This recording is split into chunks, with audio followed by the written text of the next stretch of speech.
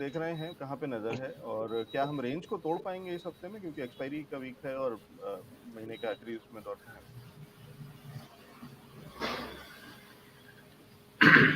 Sir expiry का week है और आखिरी दिनों में तो मतलब बाजार वोलेटाइल ही रहता है। यहाँ से मतलब प्रिडिक्शन निफ्टी लेवल्स और बैंक निफ्टी लेवल्स और स्टॉक स्पेसिफिक लेवल्स का करना मतलब एक बहुत एग्जाम एग्जाम जैसा हो जाता है। लेकिन सर मैं आज बात करूंगा सर एक अलग ग्लोबल इकोनॉमी के बारे में, जो मैंने कल एक रिसर्च किया था कि मैंने एक स्लोगन बनाया, think global act local. Sir आने वाले दिनों में मतलब जो इकोनॉमी और जो भारतीय शेयर बाजार और विश्व के पूरे शेयर बाजारों पर जो असर होने वाली है, तो वो असर है ग्लोबल इकोनॉमी की सर। जिससे निवेशकों को आज में ग्लोबल इकोनॉमी के बारे में जो पता चले, तो जीडीपी, इन्फ्लेशन, बेरोजगारी, ब्याज दरें और शेयर बाजारों की जो मूवमेंट हो रही हो और स्थानीय एवं वैश्विक जो कारण है, उसका एक ही फंडामेंटल रीजन है और वो है गवर्नमेंट पॉलिसी। सर ये 2024 का जो साल है वो सिर्फ भारत के लिए नहीं, वैश्विक रूप से होने वाले इलेक्शन मोड पर है। जैसे बांग्लादेश और पाकिस्तान में इलेक्शन हुआ, जैसे भी हुआ, लेकिन इलेक्शन हुआ तो वहां की पॉलिसी भी चेंज हुई। आने वाले दिनों में भारत के साथ साथ मेक्सिको, इंडोनेशिया, रशिया और सबसे महत्वपूर्ण है वो है अमेरिका। तो अमेरिका में भी यही 2024 में इलेक्शन होने वाले हैं और विश्व के सबसे आबादी वाले 10 देशों में से 7 देशों में मतलब यही वोटिंग होने वाला है। तो 7 देशों में सर ऐसा मतलब बता रहे हैं कि 46 लोग जो है, 46% सॉरी, 46% लोग जो है वो वोटिंग करेगा। मतलब पूरे विश्व की आबादी का 46%, इट मीन अराउंड 50% लोग वोटिंग करेंगे। अब सोचिए सर, इलेक्शन के मोड पर हम लोग तो भारत की बात सोच रहे हैं, लेकिन पूरा विश्व 50% पे वोटिंग करेंगे, तो एक डेफिनेटली एक नई पॉलिसी बाहर आएगी पूरे विश्व के लिए। और एक एनालिसिस ऐसा भी बता रहे हैं सर कि 70% लोग है, मतलब जो सत्ता पर है अभी, वो लोग यहाँ से सर उसका मतलब जो रिजल्ट आने वाला होगा वो शायद हारेंगे। तो विश्व की 2024 में पूरे विश्व की एक इकोनॉमी ग्लोबल पॉलिसी चेंज होने वाली है। तो ये सोचकर निवेशकों को यहाँ से अपना खुद स्टैंड लेना चाहिए कि पूरे विश्व के इलेक्शन में जो ग्लोबल इकोनॉमी पॉलिसी बनेगी और विश्व का अर्थतंत्र चेंज होगा, तो निवेशकों की सोच और निवेश ये दोनों बदलेगा। It means think global act local का एक नया स्लोगन बनेगा। तो मेरे हिसाब से शेयर बाजार में भी यही रुख कायम करेगी।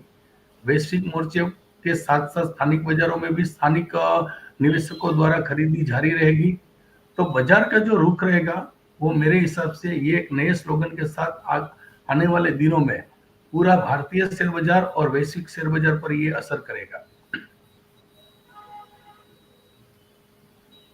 जी, तो एक इंटरेस्टिंग एनालिसिस है और जिन चीज़ों पर भी बात कर रहे थे, ये बड़ा इंटरेस्टिंग डेटा भी है और बहुत इंटरेस्टिंग रिसर्च भी है। जी निखिल जी, कुछ ऐड कर रहे हैं क्या? सर देखिए, स्थानीय लेवल पर मैं बात करूं तो वैश्विक अर्थतंत्र की तुलना में भारत की अर्थव्यवस्था जो है वो अन्य देशों की तुलना में मतलब बहुत तेजी से बढ़ रही है। जैसे एग्जांपल के हिसाब से, डेटा के हिसाब से फरवरी में उत्पादन और सेवा क्षेत्र जो था हमारा, मतलब उसका पीएमआई जो है वो 7 महीने के उच्चतम स्तर पर है। 2023 में मतलब निजी सौदे, पर्सनल जो भी ट्रेड हुए हैं वो 47% बढ़कर $7.8 मिलियन हो गए हैं। और आज की जो युवा जनरेशन है, मतलब युवा पीढ़ी जो है, वो अपनी बचत को मतलब खर्च करने से ज्यादा इक्विटी जैसे मतलब स्टैंड पे मतलब आकर वो ट्रेडिंग करना चाहती है, इन्वेस्टमेंट करना चाहती है। तो ये भी एक नया मतलब रुख दिख रहा है कि आने वाली पीढ़ी जो है, युवा पीढ़ी, वो भी इक्विटी मार्केट में जुड़ रही है अपनी बचत को लेकर। वो ऐसा नहीं है पापा को बोल दिया पापा मुझे 2 लाख चाहिए, मुझे शेयर बाजार में ट्रेड करना है। मतलब धीरे धीरे युवा पीढ़ी भी इकोनॉमी में इंटरेस्ट लेना शुरू हो गई है। म्यूचुअल फंडों में भी निवेशकों की संख्या 50% में वृद्धि के साथ जनवरी में 10 लाख नए निवेशक जुड़ गए हैं। तो ये चीज जो है सर वो आने वाले दिनों में भारत की इकोनॉमी वैश्विक इकोनॉमी के साथ साथ बनने का एक संभावना मेरे हिसाब से दिख रहा है। कुछ एफपीआई है वो आक्रामक है, मतलब वो उसका एक चिंता का विषय है कि भाई वो वहां पर सेलिंग प्रेशर बढ़ा रहे हैं। तो वो तो एक नेचुरल है सर कि आने वाले दिनों में मतलब वोलेटाइल बाजार और प्रॉफिट बुकिंग की संभावना भी इलेक्शन के मोड से मतलब जताई जा रही है। तो हम लोग भी मतलब उसके साथ कॉशियस ट्रेक करेंगे और साथ में स्टॉक स्पेसिफिक ट्रेंड का एक माहौल अपनाएंगे, जिससे हम लोगों को फंडामेंटल्स जो इकोनॉमी का है उसका फायदा मिले। इंटरेस्टिंग व्यू, एक मैक्रो व्यू है जहाँ पे निखिल जी ने बड़े इंटरेस्टिंग चीज़ें बताई हैं। मुझे पता नहीं कि बाकी एनालिस्ट कितना इससे इत्तेफाक रखते हैं। एक बार संदीप जी से शुरुआत करते हैं और संदीप जी से पूछते हैं, संदीप सर इस तरीके के एनालिसिस को कैसे देखते हैं और क्या इसका असर हम अपने बाजारों पे इतना प्रोमिनेंटली देख पाएंगे या नहीं मिलेगा? ओके, तो एलेक्स, सबसे पहले तो आपका वॉइस बहुत स्लो आ रहा है, so if you can please check your volume trigger, that would be better.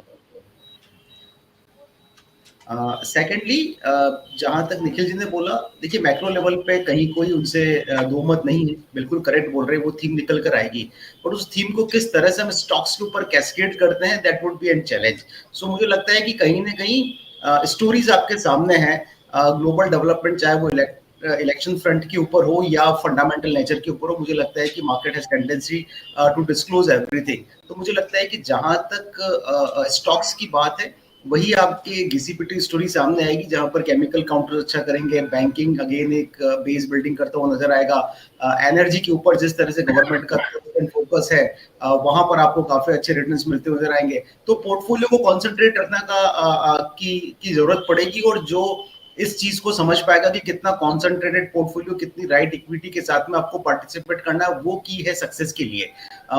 पूरी दुनिया का ध्यान निफ्टी, बैंक निफ्टी की तरफ लगा हुआ है, गलत भी नहीं है, बिकॉज जिस तरह की डेली बेसिस के ऊपर एक्सपायरीज हम आजकल देख रहे हैं, वो कहीं ना कहीं इन्वेस्टर को इन्वेस्टर आज की डेट में बना रहना, ये अपने आप में एक चैलेंज है, बिकॉज अगर आपको रोज दो की चीज 500 दिखती है, तो कहीं ना कहीं वो ल्यूरनेस आपके नेचर में आती है। मुझे लगता है कि इक्विटी को एज ए एसेट क्लास की तरह देखें, और आप फोकस करें कि अगर आप 20 से 25% का return year on year sustainable basis के ऊपर निकाल सकते हैं इन सभी थीम्स को देखते हुए, मुझे लगता है वहां पर सक्सेस आइडेंटिफाई होगा। ट्रेडिंग डेफिनेटली करना चाहिए, मैं ये नहीं बोलूंगा कि नहीं करना चाहिए, लेकिन एक छोटा कैपिटल लगाएं, प्रॉपर लेवल के बेसिस पे काम करें, अपनी लर्निंग को एनहांस करें। मैं बार बार आकर एक ही चीज, एक ही व्यू देता हूं कि लर्निंग जब तक नहीं होगी, तब तक किसी भी तरह का इक्विटी के अंदर या एसेट क्लास के अंदर फाइनेंशियल कंपोनेंट्स के ऊपर आप अपना पैसा प्रॉपरली पुट फॉरवर्ड नहीं कर पाएंगे। सो फोकस करें किस तरह से अपनी लर्निंग को एनहांस कर सकते हैं, और वहां पर अपॉर्चुनिटी आइडेंटिफाई करने की कोशिश करें। जी, लर्निंग को एनहांस करने की जरूरत है। उम्मीद करता हूँ मेरी आवाज भी एनहांस हो गई होगी और अब ठीक से वॉल्यूम आ रहा होगा। ओके, ठीक है, thank you so much sir. तो ये इंटरेस्टिंग एनालिसिस है और ये लर्निंग का प्लेटफॉर्म है, इसलिए हम समझने की कोशिश करते हैं और एक्सपर्ट्स हैं देश के बड़े बड़े जो बता रहे हैं, लेकिन अब ट्रिगर्स भी ज़रूरी हैं, लेवल्स भी ज़रूरी हैं। और एक बार अविनाश जी से देखते हैं कि उनकी क्या राय है, क्योंकि अविनाश जी, अगर मैं अभी बाजार पे नज़र डाल रहा हूँ, चार्ट पे नज़र डाल रहा हूँ, तो लग रहा है कि जैसे बाजार खुला ही नहीं है। पता नहीं कितने और लोगों को ऐसा लग रहा है, कहीं कुछ मूवमेंट नहीं है। कल हम जहाँ पे बंद हुए थे, आज हम वहीं के वहीं खड़े हुए हैं। और पता नहीं, मुझे तो शक हो रहा है कि शायद हो सकता है कि मेरा ही सिस्टम जो है वो कहीं हैंग हो रखा है, कि नेटवर्क गड़बड़ है, कि क्या दिक्कत है, क्योंकि वो 0% ही दिखा रहा है। मतलब इतना फ्लैट तो बहुत रेयर होता होगा। कहीं आकर के हम रेंज के बिल्कुल एक सिरे पे क्या आकर के अटक गए हैं, और जहाँ बड़ा जहाँ से हम ऊपर की तरफ तोड़ सकते हैं इस रेंज को, या वापस से रेंज के अंदर में ही जा सकते हैं। कितना मुश्किल हो रहा है इस समय बाजार के अंदर में या इंडेक्स के अंदर में खासकर काम कर पाना? सर, इसमें क्या हो रहा है कि ओवरऑल जो मार्केट है वो पूरा कंफ्यूज्ड है, और मार्केट एक नया ट्रिगर के लिए वेट कर रहा है कि कुछ ऐसा एक पॉजिटिव ट्रिगर आए जिससे है ना एक नया टेरिटरी वो क्लेम कर सके, लेकिन वो कहीं पे मिसिंग है, और कहीं फ्यूचर में भी कोई दिख नहीं रहा है ऐसा कोई ट्रिगर, बिकॉज पॉलिटिकल जो है पॉलिसी कंटिन्यूएशन सेम गवर्नमेंट की, आई थिंक सो वो मार्केट ने फैक्टर कर दी है। तो आई डोंट थिंक सो ऐसा कोई ट्रिगर बचा है इंडियन मार्केट्स के लिए अभी। जो हो सकता है वो आ सकता है फॉरेन मार्केट से ही। फॉरेन मार्केट में जो फेड का इंटरेस्ट रेट कट था वो और एक्सटेंड हो गया है पीछे की तरफ, और उसी से I think so overall world economy में इंटरेस्ट रेट कट आएंगे। और लास्ट वीक हमने नीविडिया का अर्निंग रिजल्ट भी देखा, बहुत अच्छा रिजल्ट आया और आर्टिफिशियल इंटेलिजेंस पे काफ़ी फोकस है। और नीविडिया का स्टॉक जो भागा उसके उस अकेले स्टॉक ने $800 बिलियन का मार्केट कैप ऐड कर दिया वर्ल्ड इकोनॉमी में। और वो ओवरऑल क्या करेगा कि इन्फ्लेशन को नीचे आने से रोकेगा। तो फेड का अभी भी इंटरेस्ट रेट का एक बहुत बड़ा क्वेश्चन मार्क खड़ा हो गया है। शायद हो सकता है 2 महीना और एक्सटेंड हो जावे इंटरेस्ट रेट कट, या इलेक्शन के वजह से थोड़ा प्रेशर आए और थोड़ा एक स्मॉल कट दे दिया जाए मार्केट को। वहीं से ही आई थिंक सो आगे का ट्रिगर आएगा। उससे पहले कोई ट्रिगर कहीं मार्केट में लग नहीं रहा है कि आपको कोई ट्रिगर अच्छा मिलेगा जहां से मार्केट एक नया टेरिटरी क्लेम कर सके। जी। मैं जहाँ तक समझता हूँ अविनाश जी, एनवीडिया की बात कर रहे थे, ठीक कह रहा हूँ? एनवीडिया का जो अर्निंग रिजल्ट आया, वो स्टॉक बहुत जोर से भागा और it has added at least 800 to 1 trillion US dollar in market cap. तो कहीं ना जी। कहीं रिटेलर्स को, इंस्टीट्यूशन को प्रॉफिट हुआ है, पेपर प्रॉफिट्स हुए। वो अगर सेल होते हैं तो वो एक्चुअल इन्फ्लेशन में ऐड हो और जाएगा। दो बड़ी चीजें हैं, एक पे तो थोड़ा शक है जो कि क्रिप्टो करेंसी थी, क्योंकि उसके लिए या बिटकॉइन वो क्रिप्टो माइनिंग के लिए एनवीडिया एक बड़ा इंपॉर्टेंट फैक्टर था कि वो सारे ग्राफिक कार्ड्स यस, और जो चीजें वो बनाते हैं, तो जो अब वो वाला, लेकिन वहां सीबीडीसी पर के लिए भी जो हाँ, लेकिन दूसरी फेड चीज अब एआई एआई के लिए या उस तरीके की चीजों के लिए भी जब वहां पे भी बहुत बड़ा इंपॉर्टेंट रोल है, और उसका जिस तरीके से ग्रोथ हो रही है एआई के इंडस्ट्री के अंदर में, आईटी के अंदर में, तो वहां पे एनवीडिया का बड़ा रोल है, तो कहीं ना कहीं उसका असर और जबरदस्त उछाल है उसके चलते। तो अरुण जी से एक बार पूछते हैं, अरुण सर, क्या ट्रिगर्स बचे नहीं है इसलिए यस, हम कहीं से भी कुछ भी ट्रिगर्स ढूंढ रहे हैं? मार्केट ऑलरेडी वेट कर रहा है किसी ट्रिगर का। और जैसे निखिल सर ने बताया कि आने वाले दिनों में इलेक्शन मेजर इम्पैक्ट डालेगा मार्केट पे, तो बरोबर है, क्योंकि जिस तरीके से यूएस का जो प्री इलेक्शन सर्वे आ रहा है सवाल, उसमें ट्रंप आ गए। अगर ट्रंप आएंगे तो चाइना के साथ उनका जो वॉर है, ट्रेड वॉर, वो स्टार्ट हो जाएगा। ट्रेड वॉर स्टार्ट होगा, भले इंडिया का कोई लेन देन नहीं, लेकिन इंडिया के ऊपर भी इम्पैक्ट आएगा। इसीलिए लास्ट सेशन में जब अपना बात करें तभी मैंने बताया था कि 2024 के बाद, इलेक्शन के बाद एक स्पाइक आएगा, उसके बाद 2024-25 में मार्केट एक कंसोलिडेशन और करेक्शन मोड में जाएगा। तो वहां पर मुझे लग रहा है कि करेक्शन डेफिनेटली ड्यू है। सेकंड थिंग, हमें अभी भी जो जियोपॉलिटिकल टेंशन है उससे भी हम लोग बाहर नहीं आ रहे। अगर वहां पर कुछ प्रॉब्लम्स क्रिएट और होती है तो वो क्रूड पे इम्पैक्ट डालेगी। आप देखिए लीबिया का थोड़ा प्रोडक्शन कट या तो प्रोडक्शन जो रुका, उसके वजह से हमने $3 का स्पाइक देखा क्रूड में। अगर थोड़ा सा न्यूज के लिए क्रूड स्पाइक दे जाता है, क्रूड में मैंने लास्ट टाइम भी यहाँ पर बोला था, क्रूड मुझे यहाँ से $95 जितना अच्छा स्पाइक दिख रहा है। तो क्रूड अगर ऊपर जाएगा तो इंडियन इकोनॉमी को ब्रेक डेफिनेटली लगेगा। सेकंड थिंग, रही बात अपने इंडियन मार्केट की, तो इंडियन मार्केट का अच्छा करना एक रीजन है कि यहाँ पर म्यूचुअल फंड में जोरों शोरों से पैसा झोंक झोंक के आ रहा है। वो पैसा कहीं ना कहीं म्यूचुअल फंड अपने हाथ में रखने वाला नहीं है, म्यूचुअल फंड कहीं ना कहीं इन्वेस्टमेंट करने वाला है।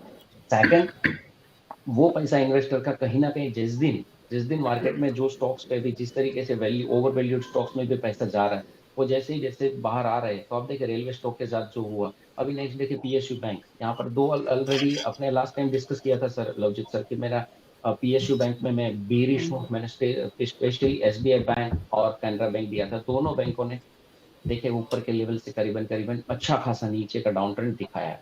और मार्केट में अभी भी मैं अपने स्टेटमेंट पे कायम हूँ कि मार्केट में एक अच्छा खासा करेक्शन ड्यू है। 19,800 का मेजर सपोर्ट है, वहां पर एक बार मार्केट करेक्शन लेनी चाहिए। सेकंड, रही बात बैंक निफ्टी की, तो बैंक निफ्टी में आप देखिए एचडीएफसी बैंक के लिए गुड न्यूज बैड न्यूज कुछ भी वो पॉजिटिवली ले नहीं रहा। दैट्स मीन्स कि कोई है जो कोई फंड है, कोई बड़ा न्यूज है जो हमने मार्केट उसको एक्सपेक्ट कर रहा है, वो न्यूज अभी तक आई नहीं। तो एचडीएफसी बैंक मुझे लगता है कि वो और आईसीआईसी बैंक नहीं चलेंगे तो बैंक निफ्टी को चलना मुश्किल है। हाँ, कोई बोलता है कि 50,000 होगा, वो डेफिनेटली 50,000 भी होगा, 55,000 भी होगा, लेकिन इससे पहले 38,000 ना हो जाए, वो भी तो देखना है। काफी सारे हम लोग दूसरी जगह देखते हैं तो पता चलता है कि भाई अब की बार निफ्टी 50,000, बैंक निफ्टी 50,000, वो तो आएगा 50,000, आज नहीं तो कल 50,000 तो आना ही है निफ्टी को, आज नहीं तो कल वहां पर निफ्टी को 30,000 होना ही होना है। लेकिन इससे पहले अपने नीचे कितने गिर सकते हैं वो देखना चाहिए, और इन्वेस्टमेंट कहाँ होना चाहिए, राइट लेवल पे होना चाहिए। तो यहाँ पर इलेक्शन से पहले आपको स्पाइक डाउन वो दिखता रहेगा, इलेक्शन से पहले आपको एक स्पाइक भी दिखेगा।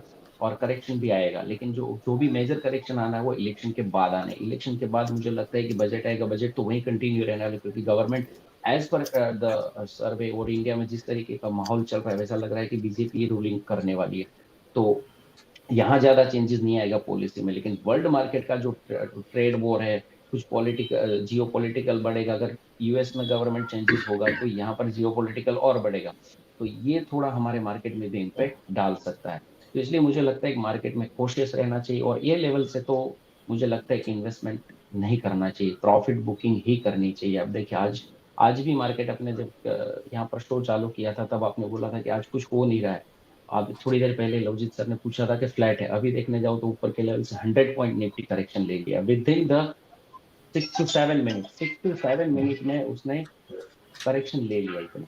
मतलब कि इस पाई ये दिखा रहा है वीकनेस, ऊपर के लेवल पे प्रेशर कितना है। और जो एफआई यहाँ पर बेच रही है, एफआई जो बेच रही है, काफी सारे लोग वो ये भी मानना है कि एफआई बेच रही है। एफआई क्यों बेच रही है? एफआई को देखिए दूसरे ऑप्शन मिल रहे, पैसा कभी कहाँ पर रहता नहीं है, पैसा रोटेट होता है। यहाँ से पैसा इक्विटी से निकल रहा है तो कहीं ना कहीं इन्वेस्ट होता होगा। देखिए 16-17 हजार वाला बिटकॉइन आज 56,000 पहुंच गया, तो पैसा उधर गया है। सेम इट इज, वहां से प्रॉफिट बुकिंग का पैसा दूसरे सेक्टर में इन्वेस्ट होगा। और यूएस में जितने भी बड़े ग्रुप्स है, जितने भी बड़े स्टॉक्स है, उसमें अपनी इक्विटी कम कर रहे हैं, अपनी इक्विटी बेच रहे हैं। दैट मीन्स कि अगर वो इक्विटी बेच रहे हैं तो कहीं ना कहीं उनको आने वाले दिनों में दिक्कत लग रही है। मैं निखिल सर के साथ प्रॉपरली एग्री हूँ कि आने वाले दिनों में बहुत ही बड़ी दिक्कत हो सकती है। तो आप अपना पोर्टफोलियो पे ध्यान ध्यान रखना चाहिए। अगर प्रॉफिट अच्छा है तो बुक करके थोड़ा सा पैसा हैंड ओवर इन पॉकेट रखना चाहिए। जब भी आपको मौका मिले तभी आपको बैठ लेना चाहिए अपने स्टॉक्स पे।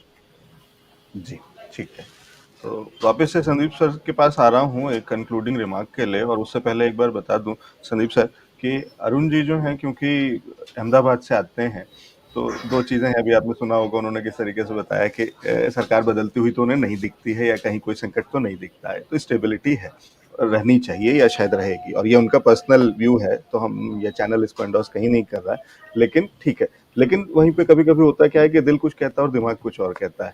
तो जहाँ एक तरफ दिल से तो एक समझ रहे हैं, जान रहे हैं कि हाँ कहीं ना कहीं सरकार मजबूत है और बनी हुई है, कोई दिक्कत की बात नहीं, लेकिन वहीं दूसरी तरफ वो प्रॉफिट बुकिंग की बात कर रहे हैं, वहीं दूसरी तरफ वो कह रहे हैं कि बाजार से थोड़ा, और वो रिफ्लेक्ट भी कर रहा है, वो बता रहे हैं कि इन्वेस्टर जो हैं, जो फॉरेन इन्वेस्टर्स हैं, वो पैसा निकाल भी रहे हैं। तो अगर वो इतना ही कन्विंस होते तो शायद ये भी चीज़ें नहीं होनी चाहिए। लेकिन दोनों ही तरीके की चीज़ें बाजार में हमेशा चलती हैं, तो इसलिए वो एक अलग चीज़ है। लेवल्स कैसे देख रहे हैं Sandeep sir, Nifty, bank Nifty, क्योंकि ये सवाल आपके लिए स्पेशली बहुत सारे लोग पूछ रहे हैं और इस समय कन्फ्यूजन है। अभी हम एकदम टॉप पे थे, और जहाँ पे अभी हमने शुरुआत करी थी चर्चा की, वहाँ बिल्कुल हिल नहीं रहा था बाजार, जैसे लग रहा था अभी तक खुला नहीं है। और अब बात करते करते में 4 मिनट 5 मिनट के अंदर में एक ठीक ठाक स्टीप वॉलेटिलिटी आती हुई दिख रही है। तो ये वॉलेटिलिटी तो ठीक है, ऑब्वियस भी है, क्योंकि हम जिन दिनों की बात कर रहे हैं, महीने के आखिरी हफ्ते में है, आखिरी बुधवार है, वीकडे है, तो वो सारी चीज़ें तो दिखेंगी एक्सपायरी से पहले और वाला। लेकिन लेवल्स क्या है, और यहाँ पे क्या कोई अपॉर्चुनिटी मिलती है निफ्टी और बैंक निफ्टी में, संदीप सर? ओके, तो मैं अरुण जी की बात से पूरी तरह सहमत हूँ कि यहाँ पर मुझे किसी भी तरह का नया ट्रेड नहीं इनिशिएट करना है। और एग्जैक्टली अगर हमारा डिस्कशन अगर 5 मिनट पहले स्टार्ट होता तो मेरे पास में एक नंबर था जो मैं सुबह एक दूसरे मीडिया चैनल पे भी लेकर आया था। जब तक निफ्टी 22,167 के ऊपर था तब तक मुझे निफ्टी के अंदर तेजी करनी थी। जैसे ही 22,167 का लेवल इंट्राडे के अंदर ब्रीच होता है, मुझे लगता है निफ्टी 22,000 तक इंट्राडे के अंदर मूव कर सकता है। तो कल की क्लोजिंग के बेसिस पे जो आज नंबर निकल कर आता है वो नंबर बड़ा क्लियर है, 22,167। 22,167 के ऊपर जब भी निफ्टी जाएगा वहां पर वो अपनी तरफ बुल को अट्रैक्ट करेगा।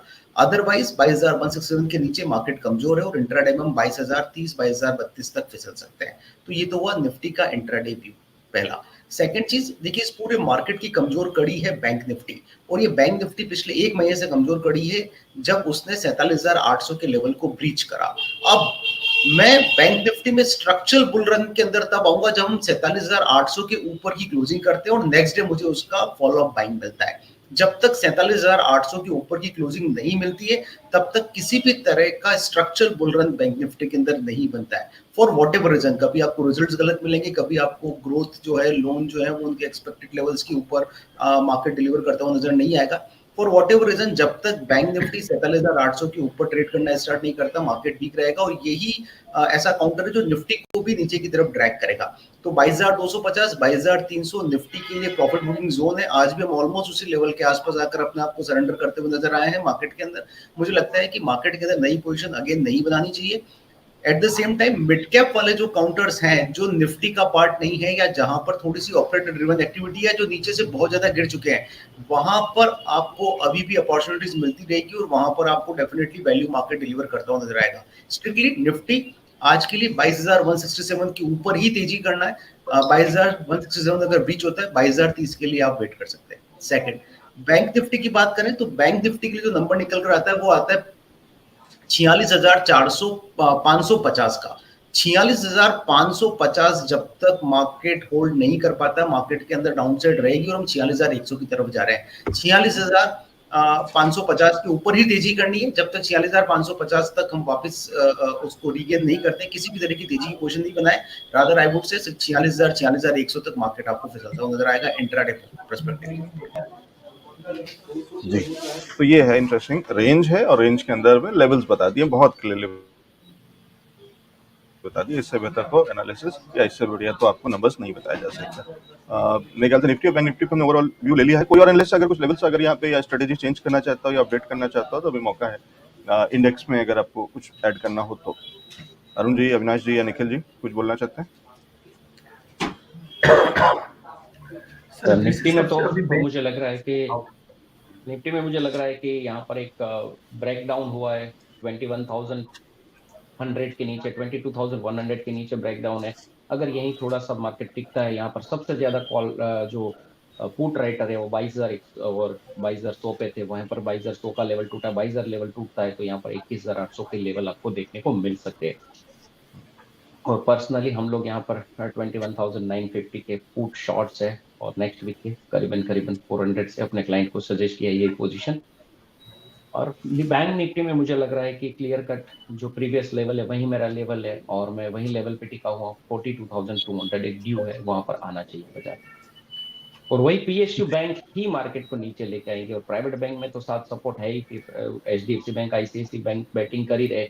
डाउनग्रेड के बाद ये स्टॉक्स बढ़े थे, आप समझिए डाउनग्रेड के बाद थोड़ा सा स्टॉक्स में स्पाइक आया था ICICI bank and HDFC bank में। तो ये स्पाइक जो लग रहा है कि स्पाइक और एक्सटेंड नहीं होगा, ये थोड़ा सा पब्लिक का ध्यान डाइवर्ट करने के लिए था और अभी ये हैवी सेलिंग में जाएगा ऐसा लग रहा है बाजार मुझे।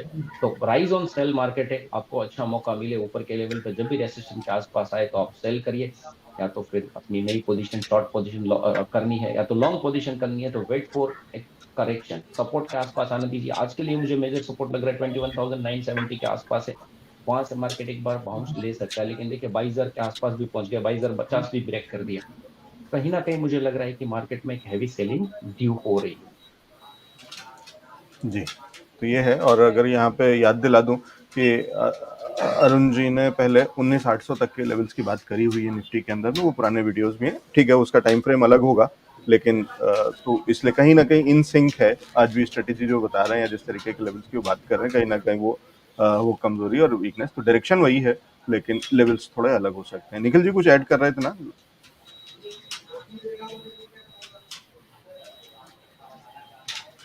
तो माइक आपका म्यूट पे।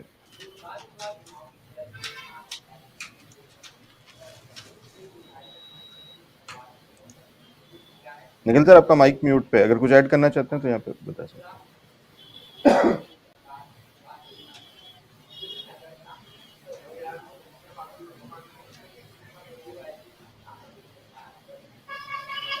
सर मेरे हिसाब से जो बैंक निफ्टी का जो करेक्शन है सर, और ड्यू टू एफआईआई ने फरवरी महीने में 7,540 करोड़ का बैंकिंग स्टॉक में मतलब सर बिकवाली की।